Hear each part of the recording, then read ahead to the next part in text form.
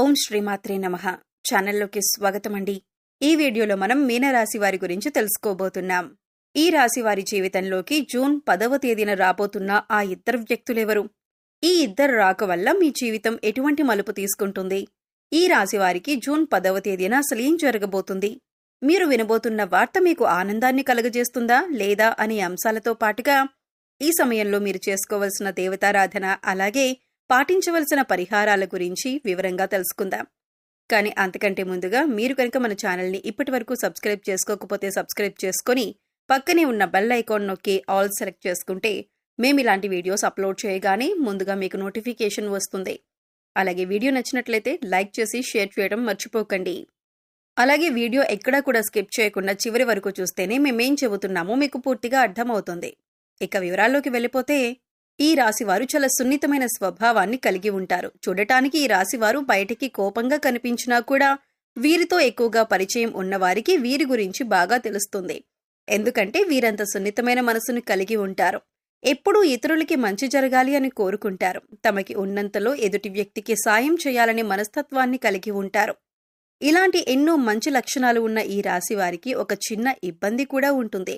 అదేంటంటే ఎంత డబ్బులు సంపాదించినా కూడా వీరి చేతిలో ధనం అనేది నిలవదు. ఏదో ఒక రూపంలో ఖర్చు అయిపోతూ ఉంటుంది. అయితే ఆ ఖర్చు చూడటానికి ఏదీ కూడా వృధా ఖర్చు అనిపించదు.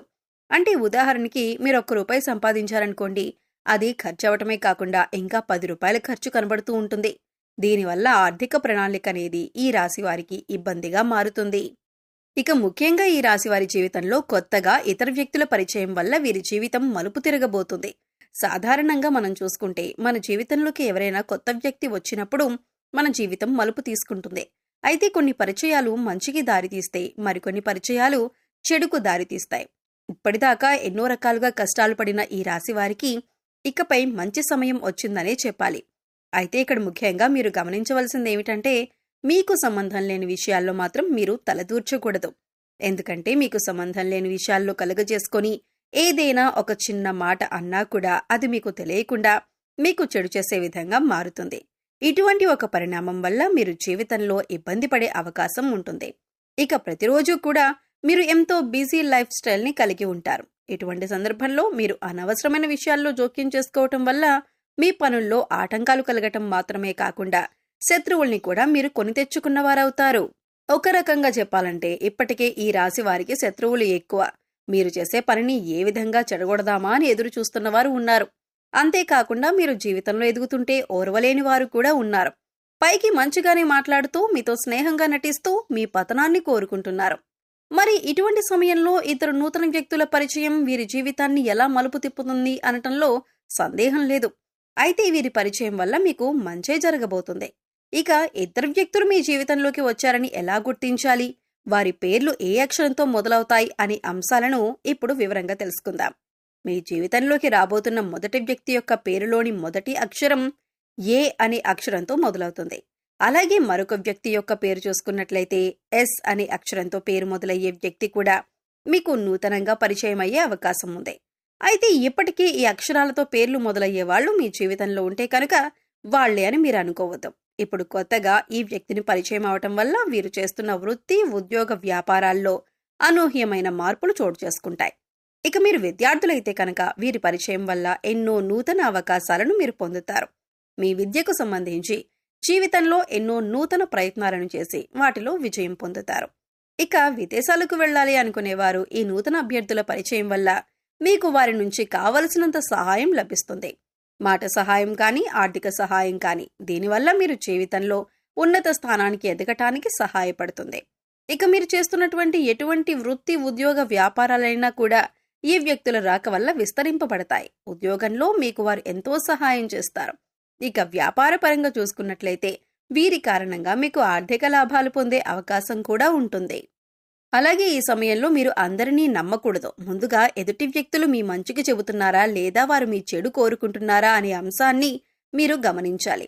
లేదంటే అది మీ జీవితం పైన ప్రభావం చూపించే అవకాశం ఉంటుంది. ఎందుకంటే మీ పక్కనే ఉంటూ మీతో స్నేహపూర్వకంగా మాట్లాడుతూ మీ చెడు కోరేవారు కూడా ఉంటారు. అందుచేత ఈ విషయంలో మీరు చాలా జాగ్రత్తగా ఉండాలి. ఎందుకంటే గతంలో మీకు వారు ఎంత చెడు చేసినా అలాగే వారు చెడు చేశారని తెలిసినా కూడా మీరు మళ్ళీ వాళ్ళతో మాట్లాడేటప్పుడు వాళ్ళు మీకు చేసిన అన్యాయం గుర్తుకు రాదు. అది మీ అతి మంచితనమని చెప్పుకోవచ్చు. అందరినీ తొందరగా నమ్మేస్తారు. అలాగే అందరూ మనవాళ్లే అని అనుకుంటారు. అయితే ఎప్పుడు కూడా అతి మంచితనం అనేది ప్రస్తుత సమాజంలో మంచిది కాదు. అది మీ చేతకానితనమని అందరూ అనుకుంటారు.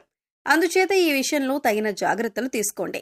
ఇక ఏదైనా వ్యాపారంలో కొత్తగా పెట్టుబడి పెట్టాలి అనుకుంటే మాత్రం ఈ సమయంలో మీరు ఇతరుల మాట విని తొందరపడి పెట్టుబడి పెట్టొద్దు. కనీసం మీరు అనుభవజ్ఞుల సలహాలను పాటించాలి. అలాగే మీ ఇంట్లో పెద్దవాళ్ల మాట విని వారి మాట ప్రకారం నడుచుకోవటం వల్ల నష్టాలను తగ్గించుకోవచ్చు. లేదా ఇతరులు చెప్పారు కదా మనం చేసేద్దామని తొందరపాటుతనంతో నిర్ణయం తీసుకుంటే మాత్రం నష్టాల్లో పడే అవకాశం ఉంటుంది.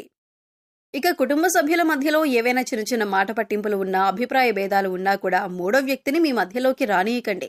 ఎందుకంటే ఇది పెద్ద గొడవలకు దారితీసే అవకాశం ఉంటుంది. ఏదైనా సమస్య ఉంటే మీరు డైరెక్ట్గా కూర్చొని సమస్యను మాట్లాడుకుని పరిష్కరించుకోవచ్చు. ఇలా చేయటం వల్ల మీకు మానసికంగా కూడా ప్రశాంతంగా ఉంటుంది. సమస్యలు అక్కడికక్కడే పరిష్కారం అవుతాయి. ఇక ఈ సమయంలో అవివాహితులకు మంచి సంబంధం కలిసి వస్తుంది. మీరు కోరుకున్న జీవిత భాగస్వామి లభిస్తుంది. అలాగే ఆరోగ్యపరంగా చూసుకున్నట్లయితే ఈ సమయంలో మీరు దగ్గు, జలుబు, ఆయాసంతో కొద్దిగా ఇబ్బంది పడే అవకాశం ఉంటుంది. కాబట్టి ఇటువంటి సమస్యల నుంచి బయటపడటానికి మీరు ప్రతిరోజు ప్రాణాయామం చేయటం అలవాటు చేసుకోండి. విద్యార్థులు ఓవర్ కాన్ఫిడెన్స్తో కాకుండా చక్కగా మీరు చదివే దాని గురించి అవగాహన తెచ్చుకొని ఒక ప్రణాళికాబద్ధంగా చదవటం వల్ల మీరు పూర్తిగా సిలబస్ కంప్లీట్ చేసుకుని విజయం సాధించే అవకాశాలు ఎక్కువగా ఉన్నాయి. అయితే ఇక్కడ మీరు గుర్తించవలసిన విషయం ఏమిటంటే, చదవకుండా టైం బాగుంది కదా నేను పాస్ అయిపోతాను అనుకుంటే మాత్రం అవ్వదు. ఖచ్చితంగా మీరు ప్రయత్నపూర్వకంగా సిలబస్ని కంప్లీట్ చేసి ఇన్ టైంలో రివిజన్ చేసినట్లయితే మీరు అనుకున్న ఫలితాలను సాధిస్తారు. ఇక ఈ సమయంలో మీరు ఉన్నతమైన ఫలితాలను పొందటానికి మీరు చేసుకోవలసిన దేవతారాధన, అలాగే పాటించవలసిన పరిహారం గురించి చూసుకున్నట్లయితే ఈ సమయంలో మీరు ప్రతిరోజు కూడా లక్ష్మీ అష్టోత్తరం కానీ, లలితా స్తోత్రం కానీ చదవటానికి ప్రయత్నించండి. లేదా విన్నా కూడా మంచి ఫలితాలు లభిస్తాయి. ప్రతిరోజు దీపారాధన చేయండి. ఇష్టదైవ నామస్మరణ చేయండి. హనుమాన్ చాలీసా ప్రతినిత్యం చదవటం వల్ల శత్రువుల నుంచి బయటపడతారు. అలాగే మీరు పాటించవలసిన పరిహారాలు చూసుకున్నట్లయితే ప్రతిరోజు నవగ్రహ స్తోత్రాలను చదువుకోండి. వీలైతే గుడికి వెళ్లి నవగ్రహాలకు ప్రదక్షిణలు చేయండి. సోమవారం నాడు శివుడికి అభిషేకం చేయించుకోండి. అలాగే ఆడవారు తులసికోట వద్ద దీపారాధన చేసి 3 ప్రదక్షిణలు చేయండి. అలాగే మీ ఇంట్లో ఏదో ఒక పూల మొక్కలు పెంచడానికి ప్రయత్నించండి. ఇలా చేయటం వల్ల మీ మనసుకు ప్రశాంతత కలుగుతుంది. సో చూశారు కదండి, జూన్ 10వ తేదీన మీనరాశి వారి జీవితం ఎటువంటి మలుపు తిరగబోతుంది. అలాగే ఈ సమయంలో ఇద్దరు వ్యక్తులు పరిచయం కావటం వల్ల ఈ రాశి వారికి మంచి జరుగుతుందా లేదా చెడు జరుగుతుందా, ఈ సమయంలో మీరు చేసుకోవలసిన దేవతారాధన, అలాగే పాటించవలసిన పరిహారాల గురించి ఈ వీడియోలో మనం వివరంగా తెలుసుకున్నాం కదా. ఈ వీడియో మీకు నచ్చినట్లయితే లైక్ చేయండి. మీ ఫ్రెండ్స్ అండ్ ఫ్యామిలీ మెంబర్స్లో మీనరాశి వారు ఎవరైనా ఉంటే వారితో ఈ వీడియోని షేర్ చేసుకోండి. అలాగే ఇప్పటి వరకు మన ఛానల్ని కనుక సబ్స్క్రైబ్ చేసుకోకపోతే సబ్స్క్రైబ్ చేసుకొని పక్కనే ఉన్న బెల్ ఐకాన్ నొక్కి ఆల్ సెలెక్ట్ చేసుకుంటే మేము ఇలాంటి వీడియోస్ అప్లోడ్ చేయగానే ముందుగా మీకు నోటిఫికేషన్ వస్తుంది. మరో చక్కటి వీడియోతో మళ్ళీ కలుద్దామండి. ఓం శ్రీమాత్రే నమః.